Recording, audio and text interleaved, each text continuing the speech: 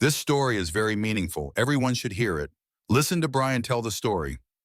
I opened the door and there she was, Emily, standing on my porch looking almost the same, just a little worn, a little more tired, but still the woman I had once loved.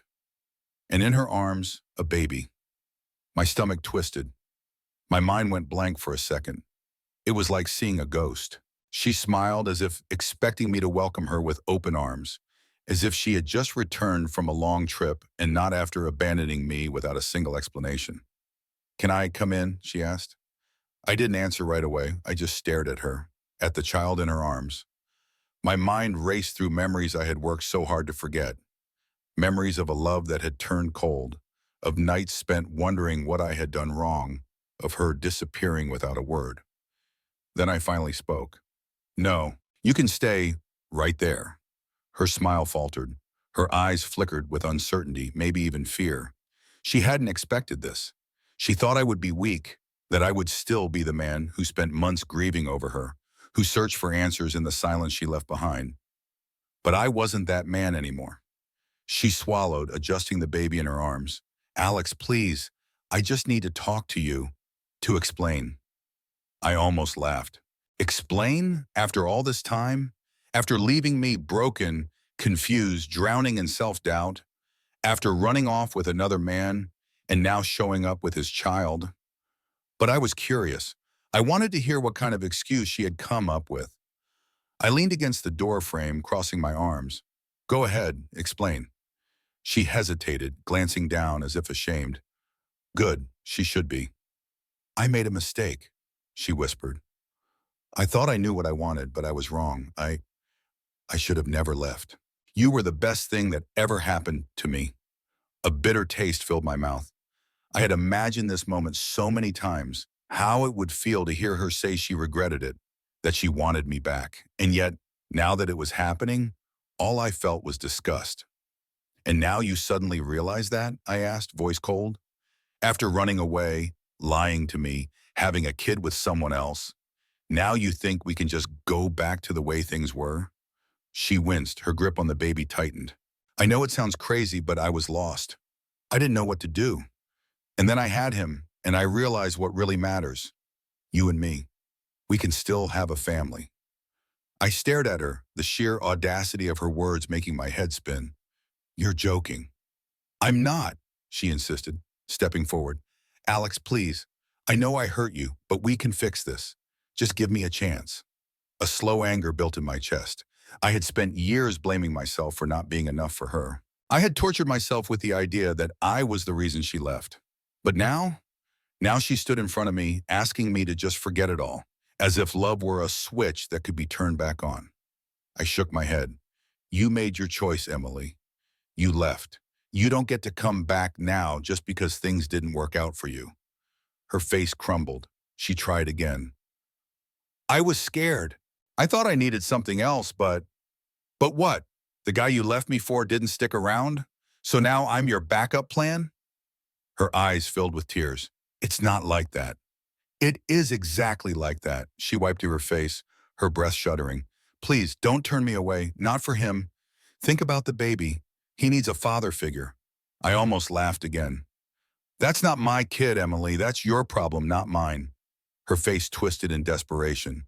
"You loved me once. Doesn't that mean anything?"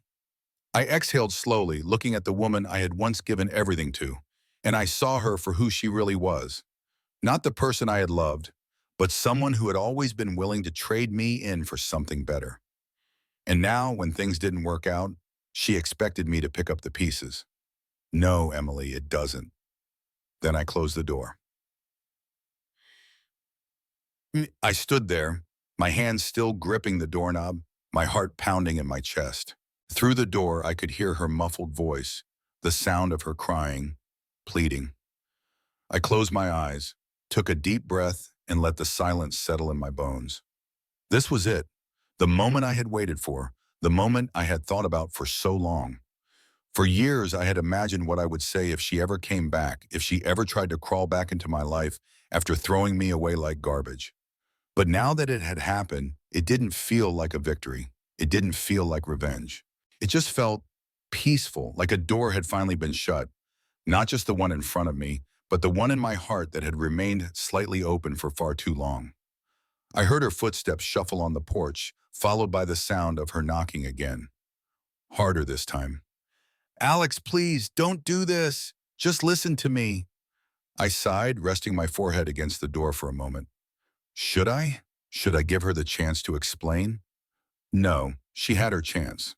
I walked away, ignoring her voice as she called my name, her sobs growing louder. I grabbed my phone and put on some music, drowning out the noise. I wasn't going to be dragged back into her mess. Eventually, the knocking stopped. The crying stopped. And after a while, when I peeked through the window, she was gone. But the relief I felt was brief, because a few days later, she came back. It was a Saturday morning. I had just finished my coffee when I heard the sound of her car pulling into my driveway. I sighed, already feeling the headache coming on. I opened the door before she even had the chance to knock. "What do you want?" I asked, crossing my arms. She looked worse than before. Her eyes were puffy, her hair was a mess, and she clutched the baby tightly against her chest. "I need your help," she said, voice trembling. I leaned against the door frame, unimpressed. "Not my problem." "Please, Alex, I have nowhere else to go." "Not my problem," I repeated. Her lips quivered. She looked like she wanted to collapse right there. "I thought I could do this on my own, but I can't. I was stupid. I was selfish, and I know I don't deserve your kindness. But please, just hear me out." I shook my head. "You don't get to decide when I listen, Emily. You lost that privilege the moment you walked away." "I know, but what?" I cut her off, my patience wearing thin. "You think showing up here and crying is going to change what you did? You think I'm just going to forget the hell you put me through?" She swallowed hard, tears streaming down her face. "I don't expect you to forgive me right away, but I had no one else to turn to." I stared at her, letting her words sink in. No one else to turn to. Her parents had kicked her out. Her so-called friends had abandoned her. And the man she had left me for had disappeared the moment she had his child. I wasn't surprised. "So what?" I said, my voice calm. "You thought I'd be your safety net? That after everything, I just step in and clean up your mess?" She nodded, sniffling. "You really don't get it, do you?" I said, shaking my head. "I'm not that guy anymore, Emily. The guy who would do anything for you, the guy who spent months blaming himself for your choices. He's gone, and you have to live with that." She bit her lip, her body trembling. "I just thought—" "You thought wrong," I said simply. I stepped back and started closing the door. "Wait," she cried out, stepping forward. "Please, just think about the baby. It's not his fault." I hesitated, not because I felt sympathy, not because I cared, but because she had the nerve to use the child as a bargaining chip. I let out a dry chuckle. "You're unbelievable." "No," I said firmly. "I don't owe you anything. I don't owe him anything." Her eyes widened as if she hadn't expected me to be so cold. But why wouldn't I be? She had taught me how. "Alex," she whispered, her voice barely above a breath. "Please," but I didn't waver. "Goodbye, Emily." I shut the door in her face again. She kept coming back. Every few days, she'd show up, trying different approaches. Sometimes she was remorseful, sometimes she was angry, sometimes she was manipulative. One time she screamed at me, accusing me of being heartless. "You could have stopped me from leaving. You could have fought for me." I had laughed in her face. "You really think that? You think I should have chased after you, begged you to stay, even after you decided I wasn't enough? No, Emily, that's not how this works." Another time she tried guilt-tripping me. "I know you still love me," she said, her voice soft. "I can see it in your eyes." "You see wrong," I replied. But the worst was when she tried to make me feel responsible for the child. "He needs a father," she said. "Then go find his real one," I shot back. And finally, after weeks of her persistence, after days of her trying every trick in the book, she snapped. "Fine," she screamed, her face twisted with fury. "You win. You're so cold, so heartless. You were always like this, weren't you? Maybe that's why I left in the first place." I smiled at her. "Maybe it is, but guess what? You still lost." Well, she stared at me, her chest rising and falling with ragged breaths. Then for the first time, I saw something real in her eyes. Not anger, not desperation, defeat. She realized she wasn't going to win. She realized that, for once, she had no power over me. She turned away, holding the baby closer to her chest. "I hope you regret this," she whispered. "I won't," I said simply. And with that, she walked away. For the last time, I never saw her again after that. I heard bits and pieces through mutual acquaintances. She was struggling, bouncing between places, unable to hold down a job. The guy she had left me for had completely disappeared. No one was willing to help her anymore. Not even her parents. Some people tried to tell me I should feel bad for her. That I should be the bigger person, step in, do the right thing. But I had already done the right thing. I had chosen myself. For the first time in years, I was free. And that, more than anything, felt good. She didn't leave quietly. After the last time I slammed the door in her face, I thought that was it. I thought she would finally accept reality and disappear from my life for good. But Emily was never the type to take no for an answer. A few days later, I came home from work to find my car vandalized.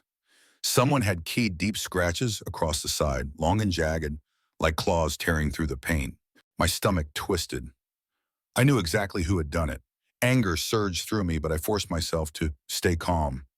I wasn't about to give her the reaction she wanted. I checked the security cameras. Sure enough, there she was, showing up in the dead of night, looking around like a paranoid thief and then dragging her keys across my car with slow, deliberate strokes. Her face was twisted with anger, with desperation. But she wasn't alone. There was a man with her. I didn't recognize him. He was tall, broad-shouldered, with tattoos up his arms and a cigarette hanging from his lips. He stood there watching her, arms crossed, like he was amused by the whole thing. When she was done, she turned to him, saying something I couldn't hear. He smirked. Then he walked up to my front door, raised his fist, and punched a dent into it. I clenched my jaw. So this was her new plan? Intimidation? Revenge? Pathetic. I called the cops. When they showed up, they were about as useful as a broken lock. They took a report, looked at the footage, but in the end, all they did was tell me to get a restraining order. I did, but that didn't stop her. A few days later, she was back. This time, she didn't come at night. She showed up in the middle of the day in broad daylight, standing in my driveway like she owned the place.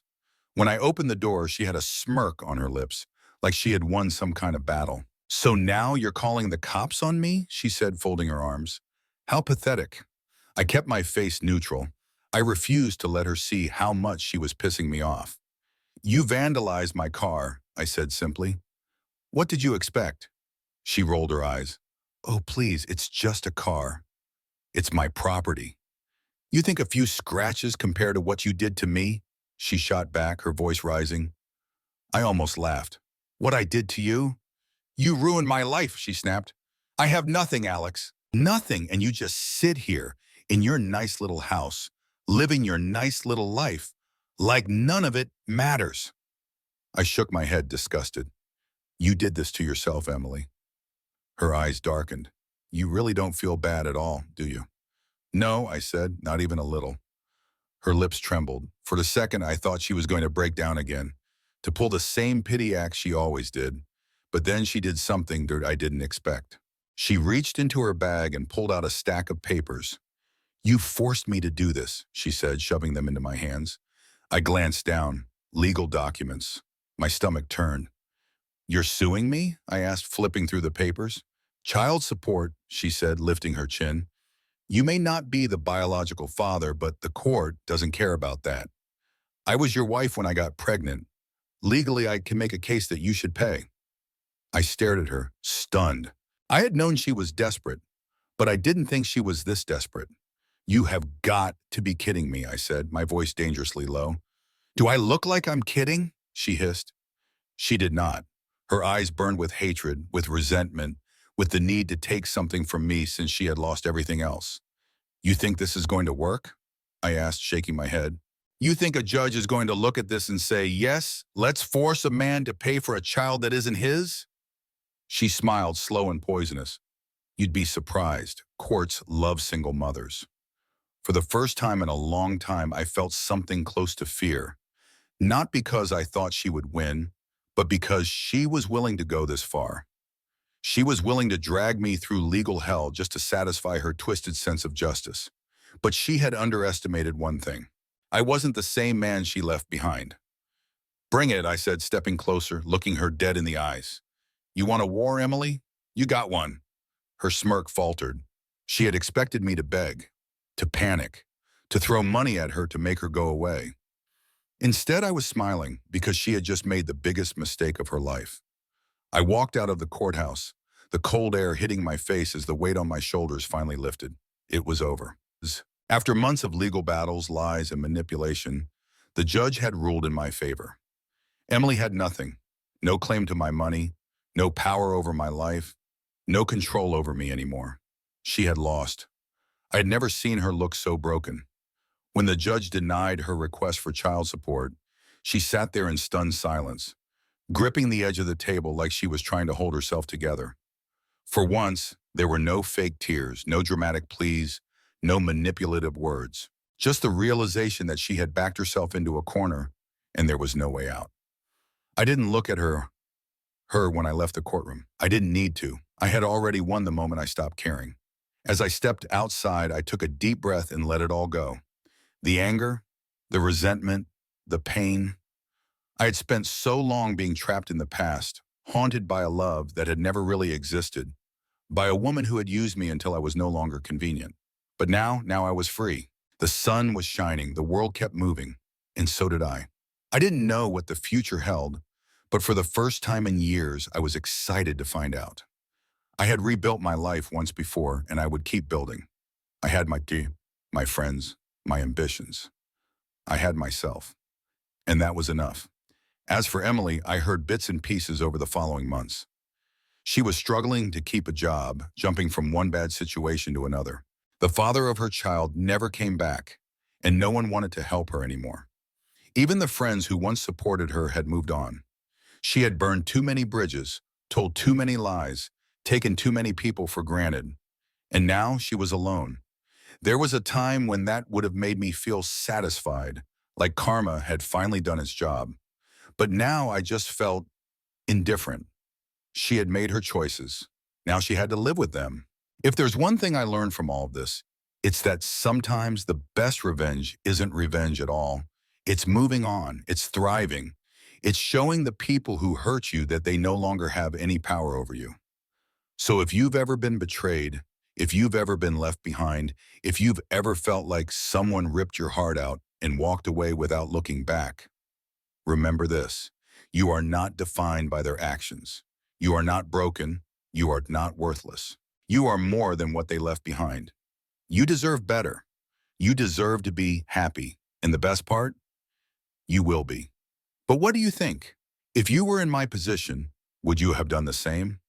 Let me know in the comments, and don't forget to like and subscribe for more real-life stories that will leave you speechless.